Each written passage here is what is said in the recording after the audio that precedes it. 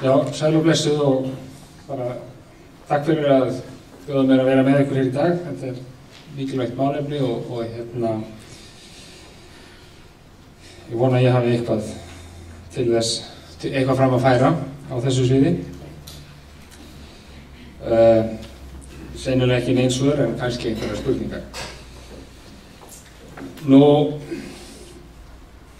þegar ég var beðinn um að tala hérna, þá reyndi ég nú að koma mér undan í lengi vel og stakk upp á því að það væri frekar fenginn einhver sem hefði vit á fjölmenningu og fjölmenningarlegri kennslu til þess að tala á þessari vinnustofu. En þá var sagt við mig að þau vildi fá einhvern sem að gæti spurt svona grundvallarspurninga. Þannig þá er það vist mitt hlutverk í dag að spyrja einhvers konar grundvallarspurningu. Ég veit ekki alveg hvaða spurninga það eru, en gæti verið spurningar eins og bara í hvernig samfélagi viljum við búa. Það var ein spurningi sem var svona stungið að kannski geti ég fjallað þessa spurningu. Og þetta væri svona kannski spurning sem við þyrftum að spyrja okkur í skólunum, og ekki bara í skólunum en ekki síst í skólunum vegna þess að skólarnir eru nú kannski verðmreitur siðmenningarinnar. Og það er kannski helsta réttlætingin fyrir því að hafa skóla er svo að við viljum búa í siðmenntuðu samfélagi. Mér finnst þetta góð spurning, en ég var samt að velta fyrir mér hvort við ættum að ekki að spyrja einhverja sem verið aðeins eiginlega einfaldara. Það er að segja, ef við spyrjum í hvernig samfélagi viljum við búa, þá erum við búin að gefa okkur tvennt, annars vegar að við viljum búa í samfélagi frekar en einhvern veginn í einhvers konar öðruvísi kringumstæðum, og við erum kannski búin að gefa okkur það að við vitum hvað samfélag yfirleitt er.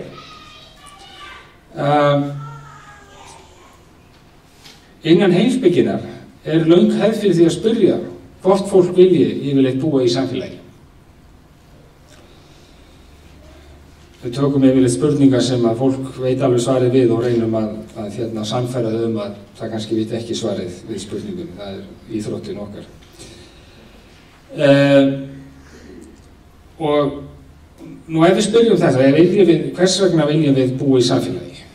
Í staðan fyrir að spyrja í hvernig samfélagi við viljum við búa, þá má kannski segja að það séu tvenns konar svör innan svona heimspekihefðarinnar við þessari spurningu, hvers vegna viljum við búa í samfélagi. Annað svari sem oft rakið til bresks heimspekings á 17. öld sem hét Thomas Hobbes. Hann sagði, sko í rauninni, hann byrjaði að hugsa svona mannlegt samfélag. Til að hugsa mannlegt samfélag byrjaði hann að hugsa hvernig væri þetta að það væri ekkert mannlegt samfélag. Ef við værum bara einstaklingar, ef við værum bara hvert og eitt út af fyrir sig.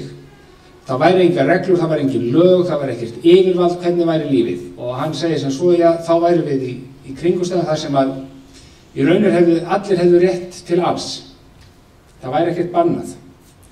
Og spurningi væri bara, hvað getur maður gert? Yfir hvað getur maður komist? Hvað getur maður náð sér í? Og þetta væri í vissum skilningi í samfélag algjörst frelsis. Það er ekkert bannað. En hann sagði, þetta eru kringumstæður þar sem að allir eru í gegndarlausu stríði, sem sagt gegn öllum. Og þetta er gjörsamlega óþolandi samfélag. Þannig að til þess að komast út úr þessu náttúrulega ástandi þá þurfum við fólk að kalla yfir sig einhvers konar yfirvald sem geti haldið upp í lögum og reglum. Og það sé í rauninni hræðslan við þetta yfirvald sem fá okkur til þess að vinna saman. Og það er með þetta yfirvald sem við köllum yfir okkur.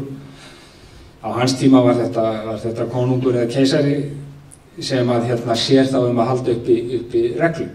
Og við höfum kannski svolítið dæmi þetta frá Sturlungaöld hér á Íslandi, þar sem það var kannski ekki bardagi allra gegn öllum, en það var stríð ansið margra gegn ansið mörgum, þangað til að við fengum Noregskonung til þess að stilla til friðar.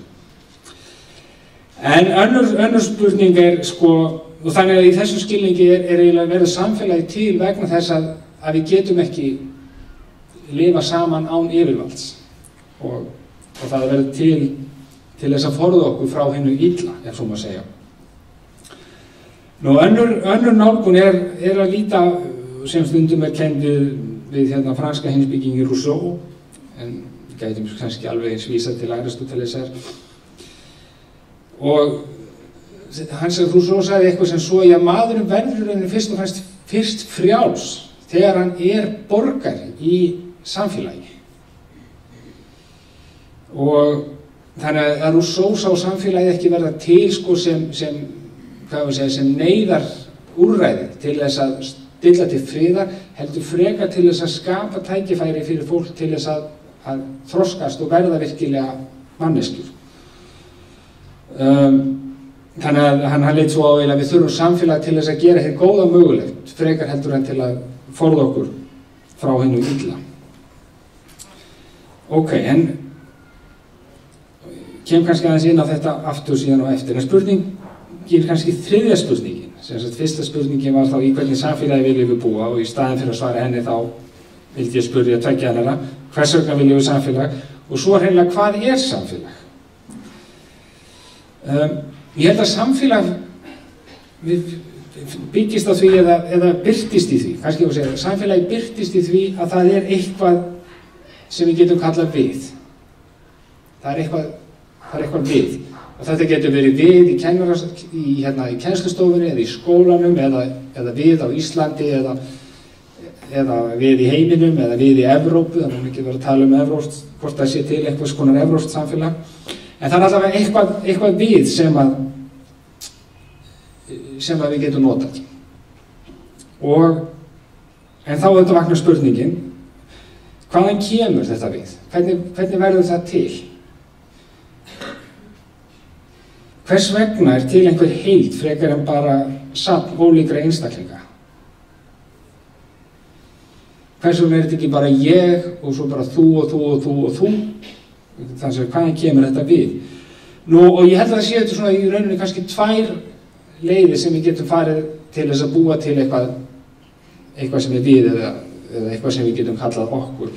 Það annars vegar með aðgreiningu, þar sem við aðgreinum okkur frá þeim sem eru ekki við, eða þeim sem eru hinir.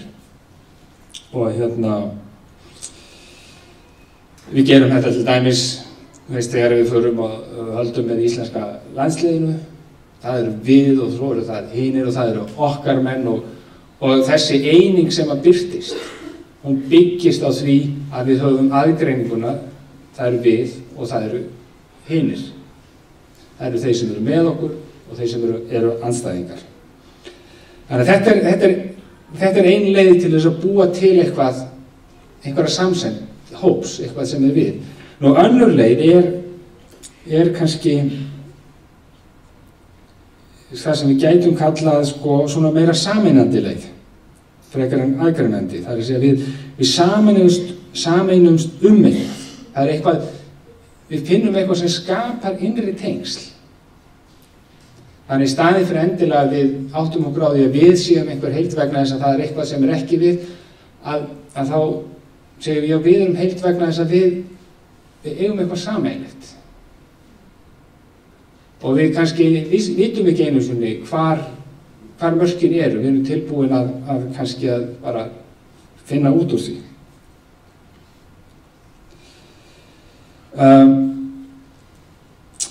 Væntanlega eru flest samfélög einhvers konar samblanda af þessum, verða til sem einhvers konar samblanda af þessu tvennu, þar að segja við aðgreinum okkur og við sameinumst. Já, ég veit ekki, kannski ef við veltum fyrir okkur samfélagi í skóla, samfélagi í bekk, að þá allavega í mörgum skólum mjög skýr aðgreining. Við bara skiptum krökkunum fyrst eftir aldri og svo í ólíka bekkjareiningar, þannig að þessi aðgreining mjög skýr og afdráttarlaust og til staðar, og þannig séð í einhverju skilningi skapar hún eitthvað sem bekkurinn getur sagt við. Það er spurningin hvort að umsjónarkennarinn hluti af þessu við eða ekki. En svona bekkur getur auðvitað fungerar í einhverju skilningi sem samfélag án þess að vera í samtaka eða einhvern veginn án þess að sé neitt sérstakur einhugur í bekkum. Þetta við hefur þessa merkingu einfaldlega í krafti þessara aðgreiningar. En sumir bekkir allavega eru býsna samheldnir og þau finna, sko, það ekki bara það að þau eru ekki hluti, þau hafa verið aðgreind og eru sett á einhvern staði í stundartöflun, heldur skapast einhvers konar samfélag, getur maður sagt. Það verður til eitthvað meira en bara þessi aðgreining. Það verður eitthvað sem bekkur vinnur að saman og sem sameinast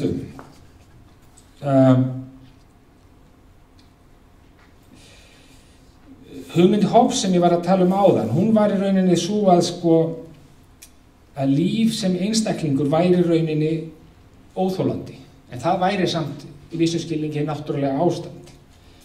Og þess vegna byggjum við þetta í samfélagi bara einfaldlega með því að gangast undir eitthvað yfirvald sem og maður væri hluti af þessu samfélaginu vegna þess að fólk væri þá undir sama yfirvaldi sett. Þá í vissum skilningi má segja samfélagi verið til einfaldlega sem svona ytri umgjörð. Án þess að hafa endilega neitt innra, án þess að sé einhver innra sameinandi afl eða hugsjón. Þannig að það einfaldlega nærvera valdsins sem að skapar það. Kannski er það þannig í skólanum líka, kannski er það bara nærvera kennara sem skapar samfélagið í bekknum, ég veit það ekki. Það er kannski svona ágætis heimavinna, hugsa En Rousseau leit svolítið öðruvísi á þetta. Hann hugsaði, já, nei, það er ekki eitthvað ytra yfirvald, það er sem sagt, samfélagi verður vissuleiti til með því að svona fólk afsala sér réttindum, en það leið, það sameinast að afsala sér réttindum, það sameinast þess að bara hugsun að lifa saman og þess vegna talaði Rousseau að þeir sem að byggja í samfélaginu veru borgarar, þeir voru ekki þegnar. Hjá Hobbes verður maður þegna þegar maður bara tilheyrir einhverja þegar maður settur undir valdið. Kannski eins og nemandi sem að er við dálítið ráðríkan kennara.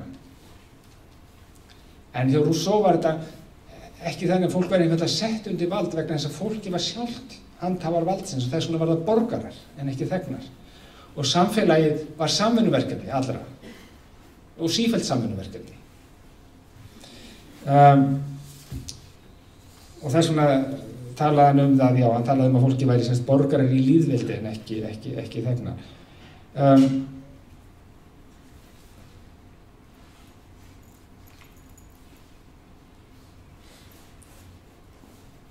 En jafnvel, hvora hugmyndina sem við tökum, þá stendur samt eftir spurningin, já, hverjir eru þessi við? Hverjir eru það sem að fá að vera settur undir vald konungsins hjá Hobbes, eða hverjir eru það sem fá að taka þátt í því að skapa þessa heild hjá Rousseau? Við þekkjum náttúrulega af sögunni að kannski saga Bandaríkjanna svona skýrasta dæmi, þar settu menn sem stjórnarskrá. En það voru samt ekki allir sem fengu að taka þátt í að skapa samfélagið. Það voru við, þessi frjálsu menn, og svo voru einhverjir þrælar sem að veltust þarna með, ekki satt. Þeir voru ekki þeir voru ekki borgarar í þessu samfélagi. Þeir voru ekki einu sinni, kannski voru þeir þegnar, ég veit það ekki, valla það. Þannig að það samt stendur alltaf eftir þessi spurning, hvernig fáum við, hvernig verðum við að einhverju við, hverjir eru það, hverjum er boðið til leiks, hverjir fá að koma að borðinu.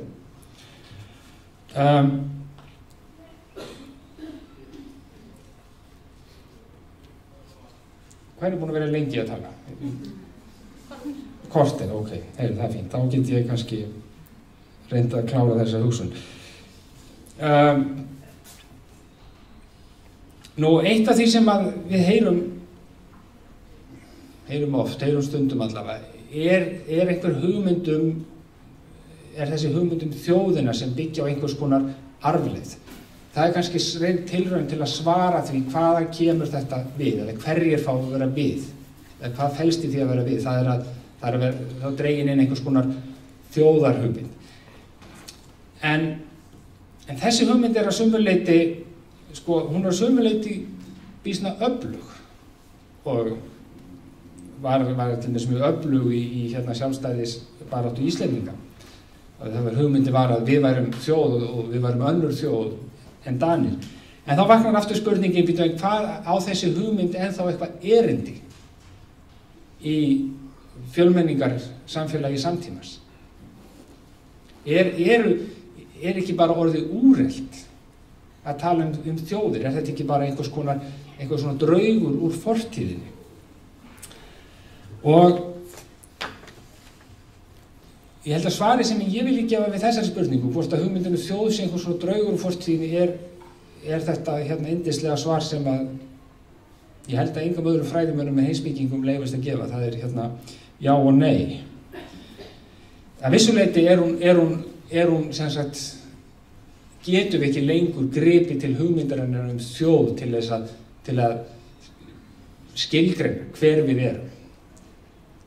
Vegna þess að við, ef við ætlum ekki að vera mjög útilokandi, að þá erum við samsafn á mörgum þjóðarbrotum. En að sumu leyti kannski getum við það. Vegna þess að sumu leyti kannski var það alltaf misskilningur að það hafi verið til einhvers konar, þjóðir sem höfðu eitthvað skýrt þjóðlega samsæld. Kannski hafa þjóðir alltaf verið samsafn á þjóðarbrotum. Ef við gætum út af þess fyrir sig kannski talað ef við veltum fyrir okkur hver erum við, eða hvað er það sem gerir okkur að þessari heild sem við viljum kalla við. Og við erum að leita einhverjum innri þáttum sem að tengja okkur. Við getum sagt þjóðarhugtaki kannski til hliðar og sagt að það er einhvers konar arfleifð. Þetta heyrum við líka.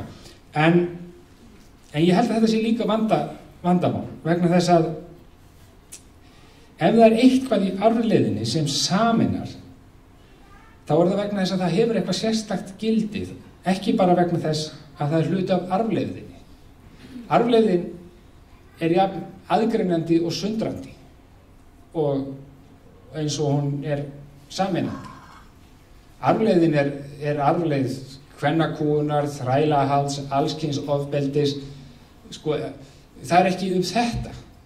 Ef við ætlum að vera þjóð og byggja einhvers konar arfleið, þá er það ekki þetta sem við ætlum að draga upp.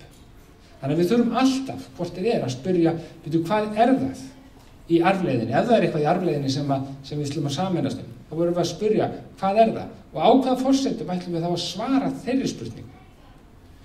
Og ég held að forsendurnar sem við verðum að nota til að svara þeirri spurningu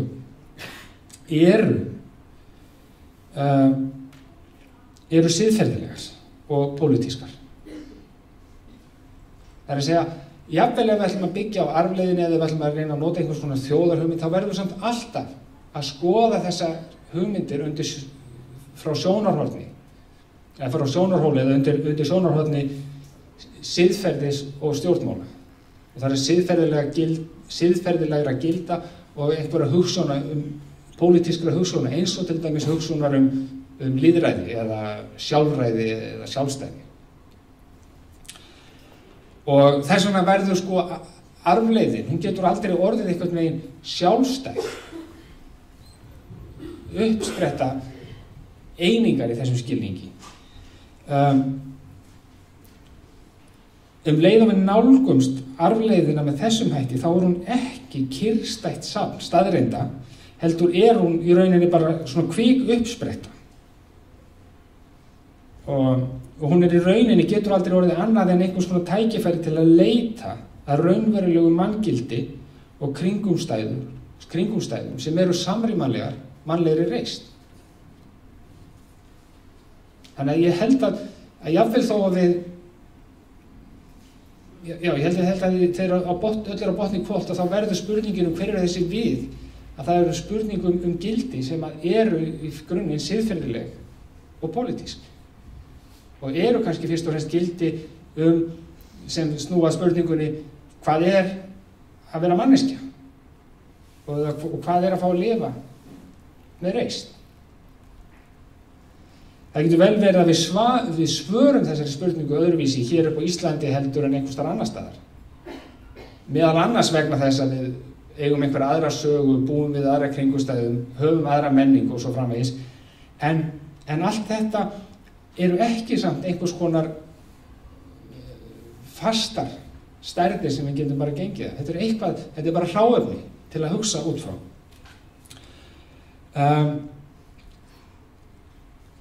Þannig ég held að einingin sem skapar þetta við sé eitthvað sem verður í rauninni stöðugt að skapa. Við getum aldrei fundið hann einu sinni og þarna er hún. Við verðum alltaf að endurskapa hana. Og þar held ég að skólarnir reyndar séu lang mikilvægustu stofnanir samfélagsins. Það er að segja að það er skólarnir þar sem að við erum stöðugt að endurskapa hugmyndina hver erum við. Við erum að finna þessi tengsl sem að búa til samfélagið og þannig má segja í rauninni að samfélagið það er ekki eitthvað þannig að þurfum eiginlega að snúa þessu við þegar sagt er að skólinn sé að undirbúa nemendur fyrir samfélagið. Í rauninni er skólinn að skapa forsendur samfélagsins. Þannig að, já, þetta er eiginlega þannig að þetta samfélag sem fólk er að tala það er miklu frekar kannski afurð af þeirri menntun sem á sér stað í skólakerfinu. En við sköpum þessa einingu ekki úr neinu. Það er einhvers konar arfleifð, það er einhvers konar menning, það er einhvers konar reynsla sem við sköpum þessi einingu úr.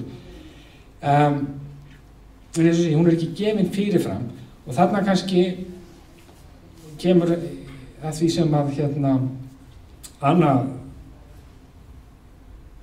nefndi og tók sérstaklega fram að væri mikilvægt. Það er að segja, það er þetta að deila reynslu. Þannig að ef við ætlum að skapa samfélag, þá verðum við, held ég, að hafa tækifæri til að deila reynslu. Það er hráefnið sem við búum til samfélagið úr. Það er þessi reynsla sem við sem einstaklingar höfum og kannski síðan, getum við sagt, reynsla sem við sem þjóð, við höfum. Ef við höfum ekki tækifæri til að deila þessari reynslu, að þá erum við búin að loka á, held ég, lífæðar samfélagsins. Og ef við viljum vera einhvers konar lýðræðislegt samfélag, svona inklúsíft, ef maður má sletta í upptöku, að þá er það reynsla allra sem skiptir máli. Það er að segja, það er ekki reynsla tiltekinna einstaklingar sem skiptir meira máli en annara. Þannig að þess vegna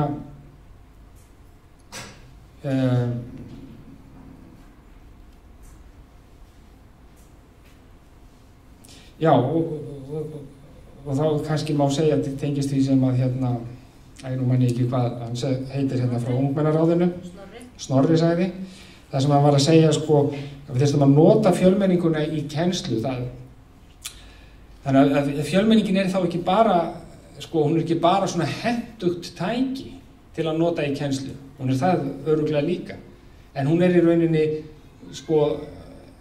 ef við notum hana ekki, að þá er það einhvers konar yfirsjón sem er, held ég, miklu alvarlegri en það að við höfum bara horft fram hjá hentugu tæki. Það er bara yfirsjón sem einhvern veginn heggur að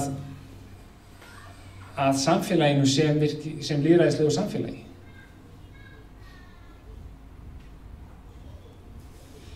Já, ég veit ekki hvort að ég hef svarað neinu spurningum eða hvort þið eru neinu nær en nema kannski að vandamálið er flóknara og brýnna en margir halda, kannski ekki þið, ég veit ekki. Ég ætla ekki að hafa það lengri í bili. Takk fyrir.